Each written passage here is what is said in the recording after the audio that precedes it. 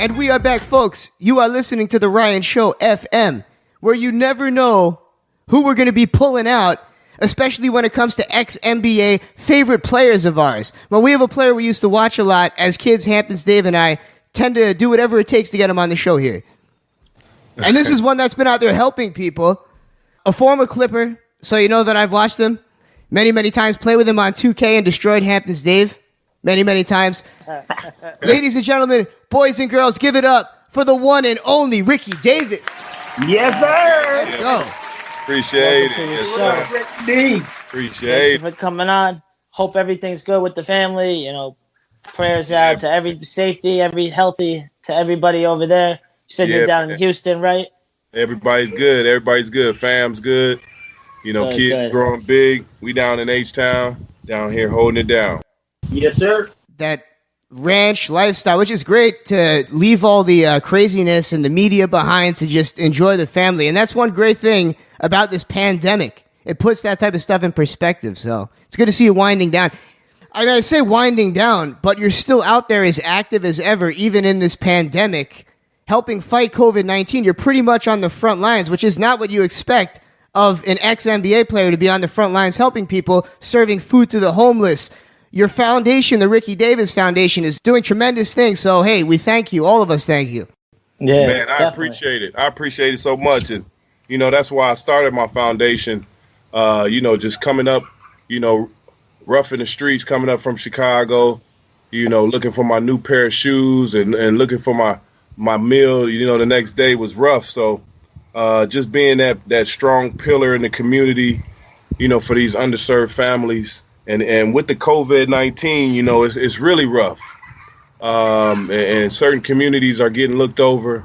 So we just want to make a vow that we just going to go out and serve, you know, everywhere we can. You know, whether it's giving kids food or giving kids supplies, you know, that's what we want to do. And, you know, me and my family, we took a vow that we wouldn't let this coronavirus, you know, stop what we do and, you know, stop what needs to be done out here in these streets. Because, yeah, it only gets worse at a time like this, poverty and the government not really helping out and doing as much as they can. You know, there's only so much they can do. So it takes guys like you that have that influence to step it up. So, hey, you're doing a really good thing. Man, I appreciate it. I appreciate it so much. Definitely. Yeah. I'm sure working in the league, you get to use those resources. That's the best, you know, it's good to see people, you know, use it to good. That's the best part about, you know, the people it's all about. That's why I'm trying to wake blessed to be in that position. Definitely. Wake some of those guys up and let them realize that, you know, they're sitting on all that dough right now that, you know, just helping other people. You know, you can't take it with you. So you might as well help people and set up that good support system. Let your kids see what it's really all about, you know? Yeah. Feels good to help out too, right? Yeah, man. Feel real good. Hell yeah. Feel real good. Like I said, coming up from Chicago, looking for your next meal and, you know, on food stamps all your life. You know, I just said we wasn't going to pass that generational curse, you know, to the next. So we wanted to stop it. So what else do you find yourself doing these days besides just, you know, working on the foundation? I know there was the Big Three, and the Big Three's now been canceled with all this craziness going on. Yeah, you know, shout out to Ice Cube, you know, for starting that Big Three league. You know, it was more than just 3-on-3 basketball for us. You know, like in some fields, you know, you got doctors and lawyers, you know, they got their jobs, and judges, you know, forever. So you know, basketball players, they use us for 5-10 years and they throw us away. So, you know, Cube starting this league where guys can kind of transition into retiring and transition into going into the next step. I think it's great. And competition is still high. I mean, you guys are still going at it. Yeah, guys still going at it. Guys still playing. Like Joe Johnson, he looked like he could have been playing in the league the way he was playing. He still can, for sure. Yeah, definitely. You know, as soft as the league is now, a few of us still go out there and play. Yeah. A lot different of a league than when you used to play. The whole style of the game. I feel like in the NBA, a lot of the older guys can still play at an NBA level, but they just get pushed out because the younger guys essentially have more potential. There's more to do with them.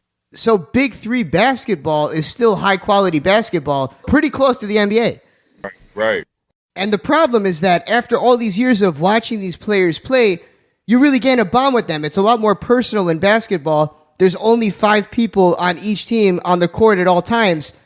So you really get to know the players. So it's nice to see some of these guys that we really appreciate have another step in their career with the addition of the Big Three. I think it is. It's more personal. It's guys are got all-star names, Hall of Fame names. So I think going to those games opposed to spending thousands of dollars for a NBA game for a mid-level family is kind of tough. So, them going out to go see their little older stars, but still going to see the basketball played at a high level. I think it's good and enjoyable for the fans. Hell yeah. Plus, it has legitimacy, the 3-on-3 basketball now. I hear they're adding it to the Olympics, 3-on-3 basketball. Olympics. Yeah, it's in the Olympics. Yep. That's dope. Nice. It's going to be dope. Yeah. Well, I know over in Europe, they got some pretty competitive 3-on-3, leagues and tournaments and stuff over there. Yeah, they got a bunch of, tournaments, 3-on-3 money games. Yeah, the money. You go over there and you can win those tournaments. It's pretty fun. Yeah, I like it. What was your experience like playing over in Europe? I know with hip-hop, all the hip-hop artists that come on our show all say that performing in Europe is special because the people there just have a greater appreciation of what they love and fandom. Do you find the same thing with basketball? I do. My experience going overseas it was beautiful for me.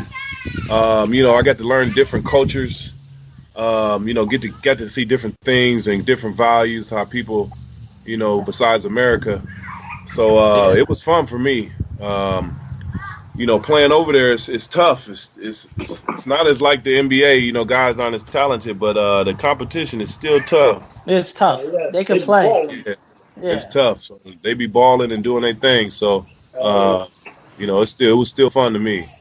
And back to personality. When I was a kid and I used to watch you play in the NBA, one of my favorite parts about you was that you didn't take any crap, and it not only translated with your attitude on the court, but your play style. You're one of the most ferocious dunkers of your time. Yeah. And not to mention, you were a very physical player. And today's league is a lot softer. There's no denying it. It's a lot easier to get called for a foul. Do you think that it would be harder for you to play in a league like this where everything is under the microscope, or would it be easier for you because you feel like you would dominate? Oh, man, it would be so easy. Man, just in having the experience of playing in both generations, it would just be so easy because, less contact, can't touch nobody. Of course, it would be tougher on the defensive end, but the offense would just be, full speed ahead, run into somebody, and you get a foul. Yep. So the skill level is not as good as it used to be, because chuck up threes. Chucking up threes, doing crazy moves. It's just not basketball anymore. A lot of acrobatics, like you said, a lot of crazy moves. Yeah, and you got to play in both different eras. Like, what was the transition like as a player, having to adjust to that? Yeah, it was different. It was real different. Coming back from '98 basketball, being a rookie and going through those changes to you can't touch nobody, no hand check. It's a whole different game. Big man floating around shooting threes. In my era, the big man was down in the hole dunking that ball, blocking shots. Right. So nobody in there doing dirty work now. So it's just different. Niggas don't grab rebounds, nothing, right? Yeah, none of that.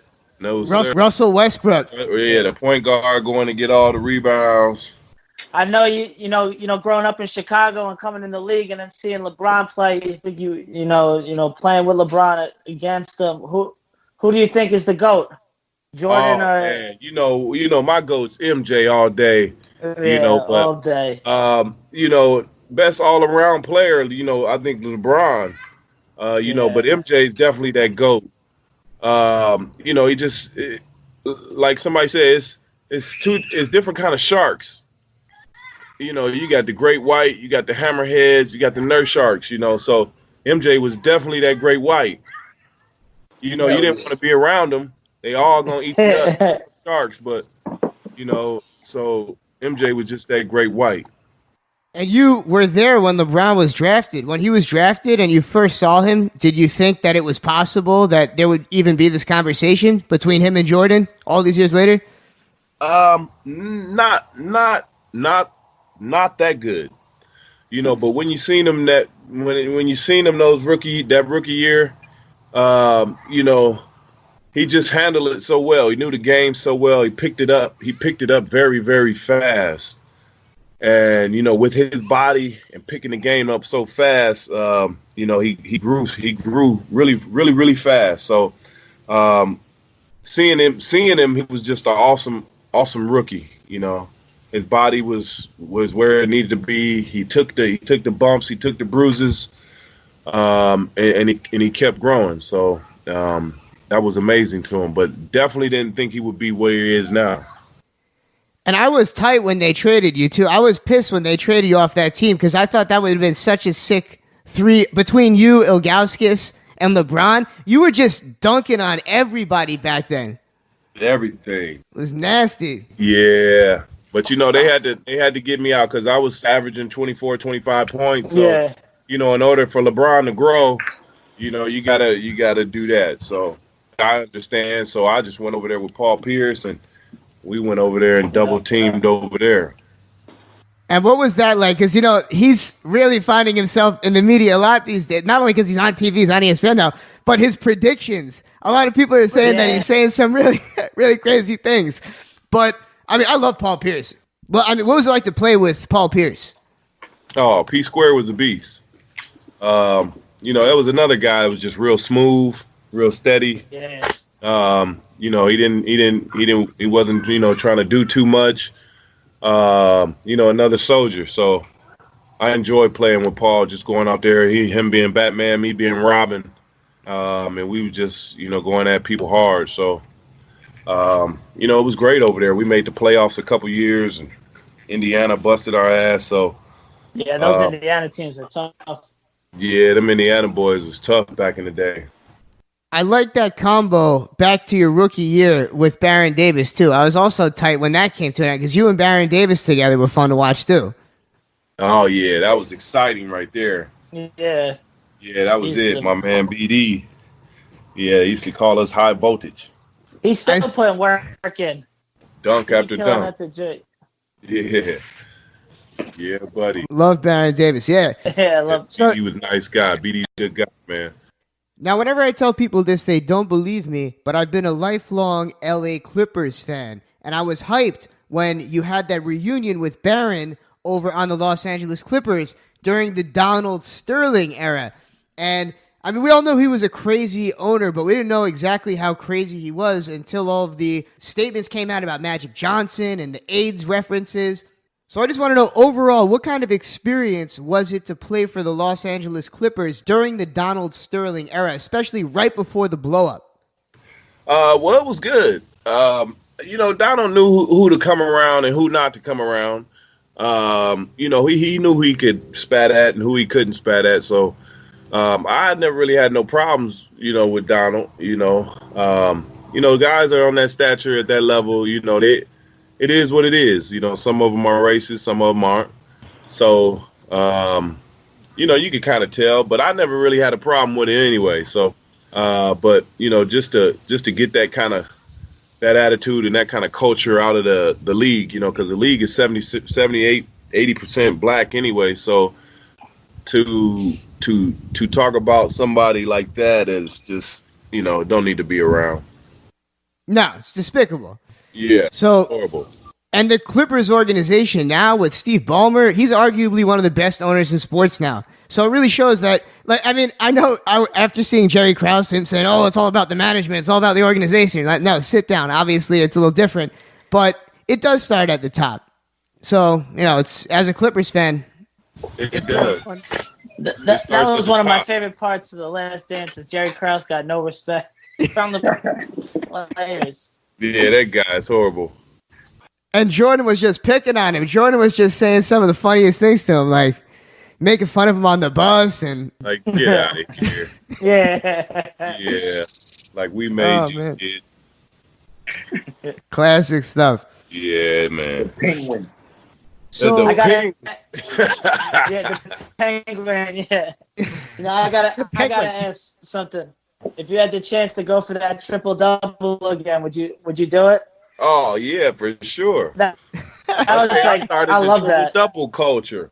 Yes, Triple doubles, you know. Hell yeah. I love that. Hey, I was at the park, man. I told him I was at the park. You know, it was a story. It was a story to that triple double though. It was my 5th game away from a triple double, either a 1 assist or 1 rebound away from the triple double. So one of my guys say, Rick, he yelled out about 4th quarter, 5 minutes left. Rick, you need 1 more rebound. I said, all right, I'm gonna go get it. Man, the whole damn game, no rebounds. So it's about 45 seconds left. I said, I gotta get this rebound. So there it went. There it went, and the rest is history. I'm just pissed they didn't count it. They should have counted it as the triple double. That's corny. They took it away. They took it away. That is one of the best highlights of all time. Did you get ripped into by Coach? Oh yeah, he was like, "What the hell were you thinking, Rick?" I was like, "I wasn't thinking." Hello, thought I was at the park. I blacked out. Yeah, right? man. Rest in peace, Jerry Sloan, man. It's tough. Yes, rest in peace, Jerry Sloan. Yeah, you know. Yeah, definitely. And to see the Last Dance, see him on the Last Dance, coaching, legendary coach. Legendary. Good coach. Pick and roll. So what do you think about the Last Dance? Like, one thing that I do hear a lot, and I love this because I'm a huge Jordan fan, but I hear that Jordan really had his hands on the documentary and that it was like almost like a puff movie, for lack of better words. You know, it was just whatever he wanted to go out, went out. So it made him look whatever way he wanted it to look. What do you think about the Last Dance?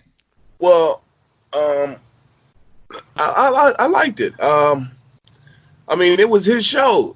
It was. It would that what he was showing you was real. I mean, but it's just it was just real. But I can't. I like I seen Come Fly With Me. So and all this Jordan stuff already. So I think it was good for the new generation to really see what Mike was and really know the difference on what we really were talking about. Who the GOAT is. Because sometimes they forget or they just haven't seen it. But I think it was good. Definitely the GOAT. I loved it. I would have rather it be more of a whatever they want to say, fluff film, whatever they call it. And plus Space Jam. Honestly, every kid needs to see Space Jam too. That's another one, just like The Last Dance. They got to see all that. They have to know about those games too. Like I remember reading about those games he had going back then when they were filming, like that summer. When he had like Reggie Miller and all them, those are the games I need to see. Those games, yeah, I want footage of that. That was it. That was in real cutthroat. Yeah. Yeah, buddy. I know you got things to do. You're down in Texas on the ranch, which is awesome. But there is one last question I want to ask you, and if the NBA does come back this year, who do you think is going to win the NBA championship? Oh my God! I think that's a horrible idea. But, I don't even know. Probably that L.A. Yeah. Which one? Win. Not the Clippers. The Lakers will probably win, of course. But my Nets. I think it's, I think it's bigger than basketball. People are dying. Yeah. Families in jeopardy. People in poverty. The recession is coming, and it's getting worse. Yeah. And we're talking about basketball. See, so that's my problem about guys being programmed to just think about basketball. Like me, I'm guilty. And, trust me, you're 100% right. You're out on the front lines right now helping all these people and seeing the effects of COVID-19 and the oncoming recession, like you said. Basketball. Yeah, no, you're absolutely right. Of course, I would love to see basketball. Of course, I would love to be playing in 3 right now, but my family's in jeopardy. I'm in gotta jeopardy. Be safe. It's gotta on be on the safe. road. All these. It's too much. It's not like people are just dying. People are dying at like an alarming, crazy rate. Yeah, Like, it's not states just aren't even open right now. Yeah. You know how it just. It encourages people to treat it like there's not a pandemic going on, and that's. I imagine the point you're trying to make is like they have to kind of set an example almost. Like if they do continue going on, it might make other people loosen up on the social distancing just by default. I mean, at the same time though, on the other side is that if they do bring it back, they'll do their best to make sure that it's safe. They've got the proper testing. These guys have billions and billions of dollars to make sure that it is a safe environment. Right. Yeah, that's cool, but because then you're just jumping into like the second round of playoffs. We might as well just wait till next year. You got prone to injuries. Guys are injured, and it could be. I think it would be sloppy. That's a really good point. Like after having all this time off, to expect everybody to go out there and just play like you need to. Week, that's crazy. Some people don't even have that. Yeah, and then now if I don't go out here and play, now I get in trouble. Now I look like the bad guy. Yeah, you know what? You make a very good point. And you know what? You're not going to hear that point made on ESPN, or at least I haven't yet. It's the truth, right? Yo, Ricky, thank you for everything that you're doing out there. Appreciate you coming on the show. And we got to give a big shout out to my man Slim for setting this whole thing up, too. Slim Sinatra. Sir, yes. Slim Sinatra, baby. Man, Slim. We'll be bringing it to New York pretty soon. So definitely, we definitely got to get you on. Yeah, We'll make sure we set something good up, something that you'll remember, something crazy. We can't really do anything too crazy when we're all sitting here on Skype, but we've had some insane shows, like with all types of crazy chicks and everything else. You'll see. When you come up to New York, we'll make it a good one. Yeah, we'll make it a good one. Yes, sir. Ricky, thank you, my friend. We'll talk to you very, very soon. Hey, appreciate you, man. Thanks for having me, man. All right, appreciate you, man. Good to see you, Chief. Hello, fam. Oh, and real quick, Ricky, we got to plug the social media. I almost forgot. It's 2020. Everybody's going to want to know your Instagram. Yeah, for sure. You can check us out on the website, too, the Ricky Davis Legacy Foundation.org. Go to the Instagram, the Ricky Davis Legacy Foundation. Twitter, same thing, Ricky Davis Legacy Foundation. You can see everything on there. You can see the GoFundMe page and everything. Everything we're trying to do is just supporting the community. Giving these underserved communities what they need. It's a beautiful thing. Thank you very much. Be sure to follow him and check out that website. Like you said, Ricky Davis Legacy Foundation.org, you said? All right. Folks, this is the Ryan Show FM, and we'll be back. Let's go.